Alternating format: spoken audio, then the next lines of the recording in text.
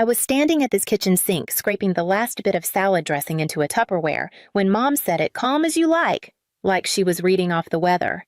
"We're out of oat milk again. Can you pick some up on your way home from work?" I didn't look up. I just pressed the lid down and asked, "Is this for you or for Lauren's hormones?" She didn't laugh. She never does when it's about Lauren. "It's for her tea," she said, folding the grocery list like it was a church bulletin. "She needs to relax before her flight." I paused. "What flight to Reykjavik? Didn't she tell you a beat? It's for her women's retreat." "Iceland. Cold air is good for resetting cortisol levels." The faucet kept running. My hands were wet. I turned around slowly. "She's going to Iceland." Mom blinked like I'd asked something odd. "Just a few days. Spa resort. It's all very holistic. She's been so stressed lately, Cassie." I stared at her. Iceland, spa, holistic, stressed. That was the word she used. Not irresponsible. Not unemployed for 19 months. Not the reason I've been covering the mortgage, the groceries, the phone plan, the utilities, and apparently now the oat milk for Icelandic hormonal balance. "How's she paying for it?" "She won it," Mom said quickly. "A raffle or something online." "Of course she did." "She won a retreat to Iceland in a raffle," I repeated. "Yes." A pause. "Don't sound so skeptical, Cassie. She deserves something good." I dried my hands slowly. The edge of the dish towel caught on my ring. "When I got promoted to team lead last year, you said congratulations, and then asked if I could help with the water bill. That was your whole response." Mom's face tightened. "That's not fair." "No," I said. "It isn't." From the hallway, I heard the jingle of keys. Lauren breezed into the kitchen like it was her private runway. She was wearing the parka I gave her last Christmas. The one she said was too boring. She looked radiant. She opened the fridge. "Where's the oat milk?" I didn't answer. Mom handed her the folded list. "Cassie's picking some up." Lauren kissed her cheek. "Thanks, sis," she said without looking at me. Then she floated out the door just like that. I watched the door close behind her. The silence after felt heavier than before. "I thought she was broke," I said. "She needed the trip," Mom replied. "You don't understand how hard it's been for her staying home all day." I didn't argue. The sink was still running. I didn't turn it off. Because deep down, I knew something was off. Not just this trip, not just the oat milk. It had been off for a long time. I just didn't want to be the one to say it. Not yet, but that was about to change. The next day, I searched Retreat Iceland raffle just to see if it was a real thing. It wasn't. I wasn't surprised. I asked Mom about it again over dinner casually. She was reheating something frozen and pretending it was homemade the way she always did when she wanted to look like she was holding the household together. So, what kind of raffle was it? She blinked, then looked down at the microwave like it had just said something inappropriate.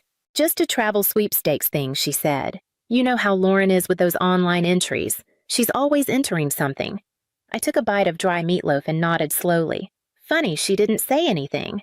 She usually brags about things like that. Mom gave me a look. "She probably didn't want to upset you. You've been working so hard lately." That was new. Concern. "I'm not upset," I said, and I wasn't. Just tired. Tired of being treated like the backup generator of the household. Always humming, always running, only noticed when something breaks. The next morning, the credit card company called. I was in a meeting when I saw the number flash across my phone. I let it ring twice, then answered. Something in me said I shouldn't wait. "This is Andrea from Goldline Credit." The woman said, polite but firm. "We're calling to verify some activity on your account." I stepped out of the room. "What kind of activity?" "Multiple high-value transactions out of Reykjavik, Iceland," she said. "Luxury lodging spa services retail." "Just confirming you're traveling." I closed my eyes. "No," I said. "I'm not." A pause on her end. "Would you like to freeze the card?" "Yes," I said, immediately. $24,000. That's how much had been charged to my gold card in under 3 days. I scrolled through the itemized report she emailed me: boutique hotel, private tour, thermal spa, 4 restaurants, and something labeled Glacier Heli Excursion. I forwarded it to myself, then printed it at home. I left the pages on the table where Mom always read her paper. I didn't say anything. That evening, I came home to a strangely calm living room. Mom was folding laundry with extra purpose. Dad, who rarely spoke unless ESPN was on, cleared his throat. She didn't mean anything by it, he said. I waited. The card was just lying there. You always leave it out, Mom added. It's not like she stole it. I picked up the page from the table, held it up. $24,000 in 3 days.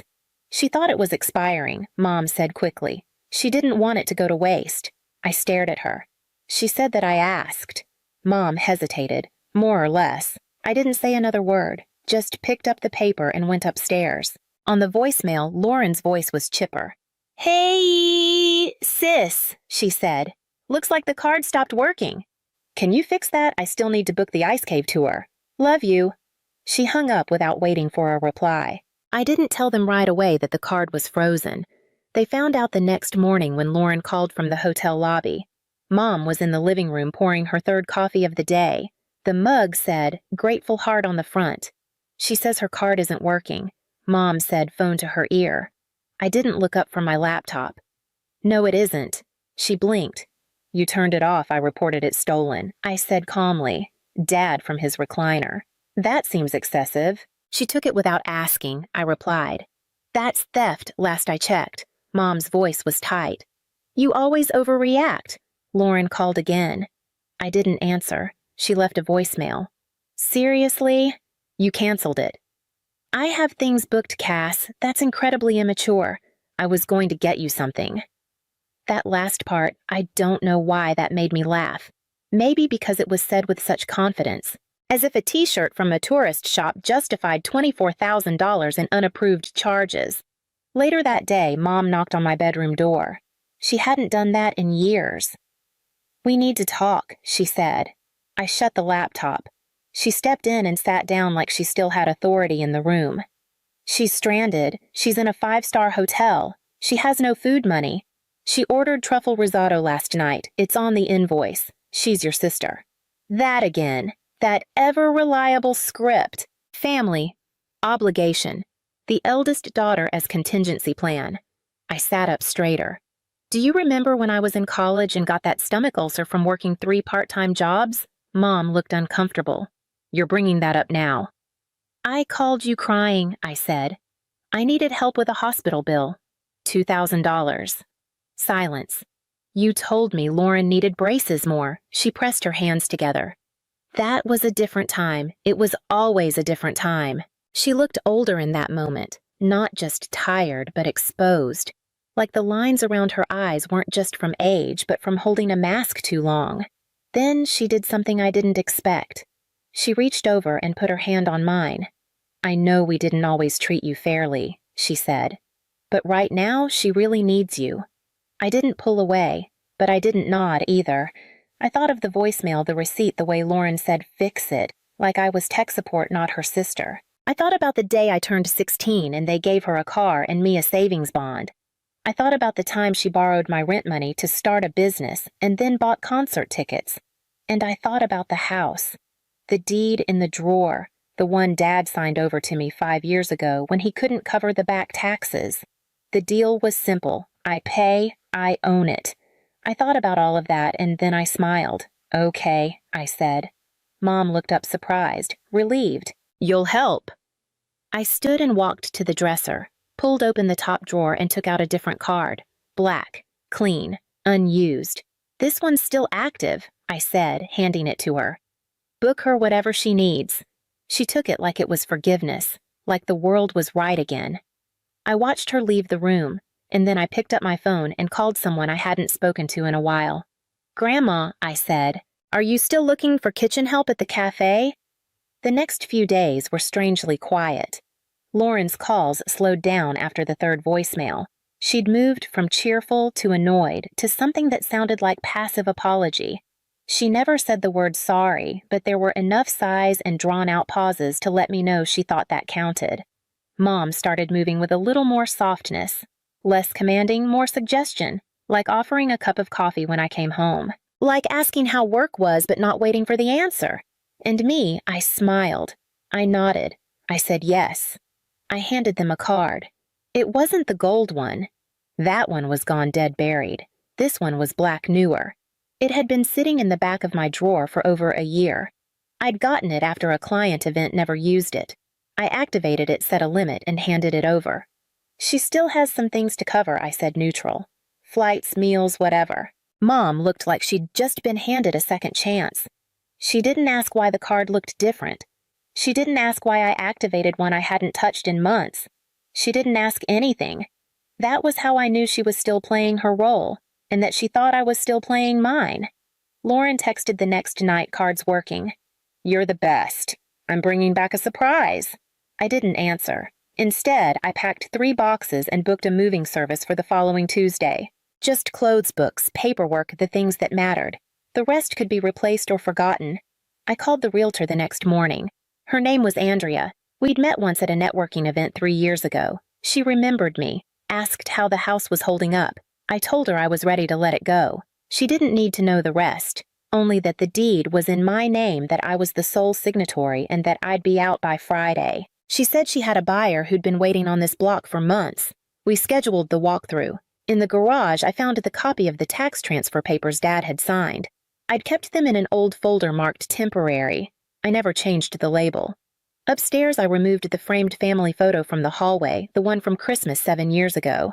I'd been cropped at the edge, barely a shoulder. It used to bother me. Now it made sense. I was never really in the picture, just close enough to cast a shadow. I didn't tell anyone I was leaving. Not yet. I left the key under a rock in the garden for the moving crew. Marked the boxes kitchen documents don't lose.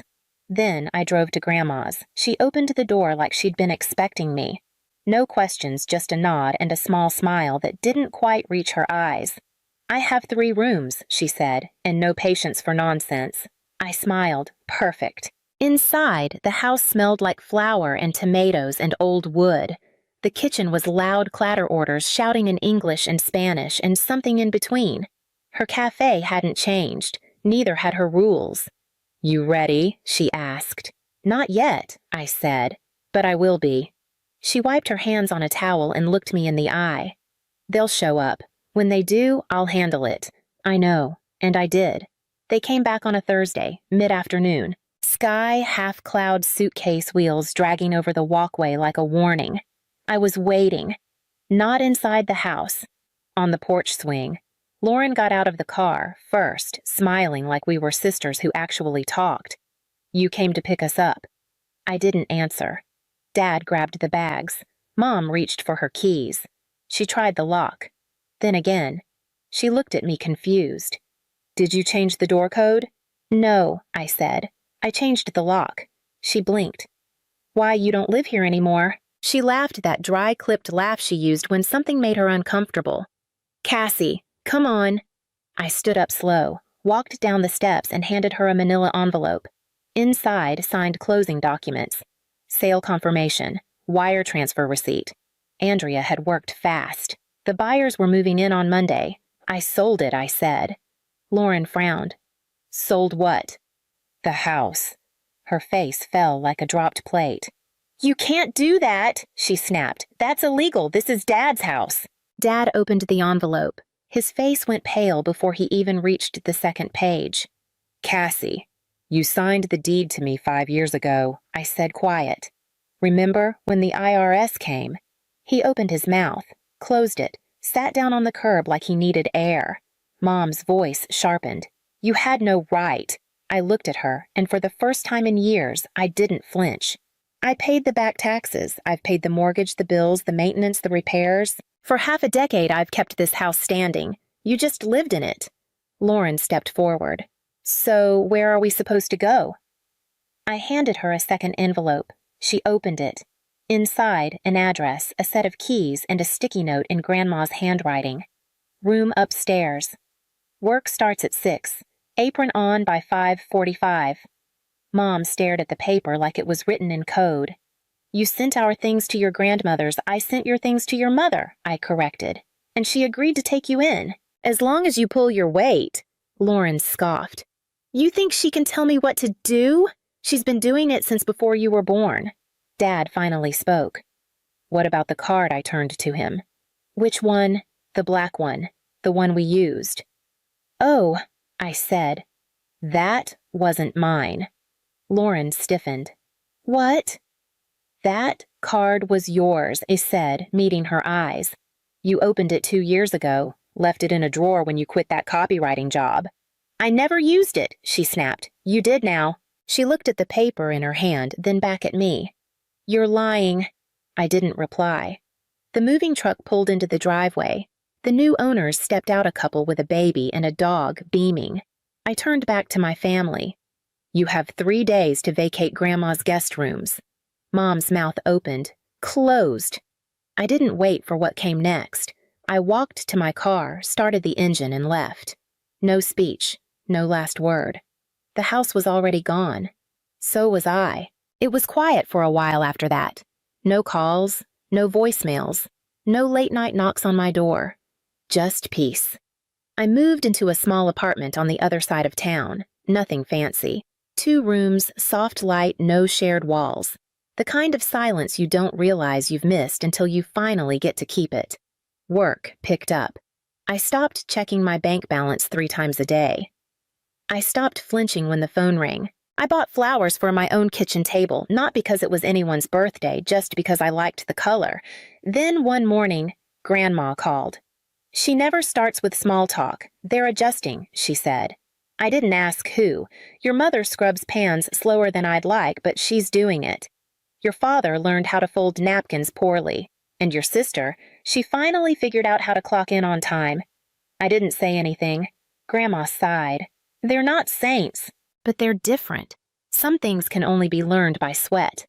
That night I couldn't sleep, not from regret, just weight. The kind you don't realize you've been carrying until someone names it for you. The next week I stopped by the cafe, not to talk, just to see. The back door was propped open. The usual smells garlic oil yeast wrapped around me like a coat I hadn't worn in years. Through the kitchen window I saw them. Lauren wiping down Counter's hair, tied back sleeves rolled. Dad folding paper menus into neat stacks. Mom, hands in dishwater mouth, pressed into a line. None of them looked up. I didn't go inside. I just stood there watching, not with anger, not with pity, just clarity. They looked like people who were finally being asked to hold up their end, and for once, no one was reaching for my wallet. I walked back to my car. Later that week, I got a letter, handwritten. My name in careful cursive I hadn't seen since childhood. Inside one line, "You were right. I just didn't want you to be." Mom. No apology, just that. It was enough. I folded it, slid it into a shoebox with a few other things I hadn't thrown out yet. An old photo, a birthday card from Grandma, the receipt for the back taxes I paid the year they nearly lost everything. I didn't cry. I didn't smile. I just closed the lid.